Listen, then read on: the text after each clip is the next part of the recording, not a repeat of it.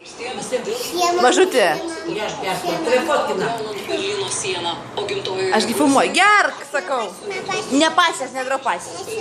1995-aisiais dar tais pačiais metais pasikėsinta į jo gyvybę, o per 2003 metų Rožių revoliuciją jis buvo priverstas atsistatydinti, įsigalėjus nusikalstamumui ir korupcijai. Kaip pat filmuoju, tai akyčių taip gražiai nedaro.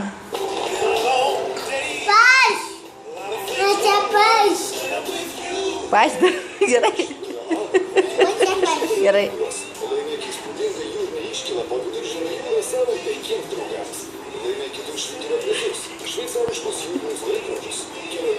Nu. Ir surinkė išskirtinių švyturio taurių kolekciją. Švyturys – didžios šalies alus. Gruzija tuo metu buvo prie bankroto slenksčio. Anatolin išėjęs 86 Ševardnadzė, Vašingtono vadintas tiesiog Ševiu, buvo laikomas vienu liberaliausių diplomatijos vadovų Sovietų Sąjungos istorijoje. Jis buvo Gorbačiovo pertvarko šalininkas. Gorbačiovas jau išreiškė užuojautą, bet dėl sveikatos būklės jis nevyks į laidotuvės. Šios vyks sekmadienį Tbilisyje.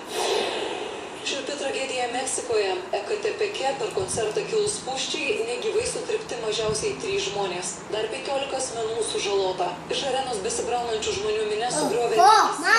Pasak liudininkų, žmonėms paklaikus dėl pasigirdusių šūvių, ant arenoje virė muštynės.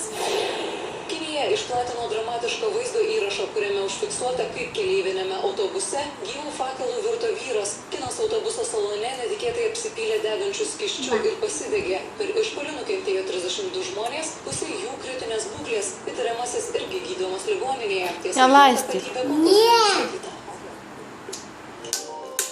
Viskas išgėrei? Ačiū, pasakyk. Aš susprogdinsiu seksualumo bombą. Šaunuolis.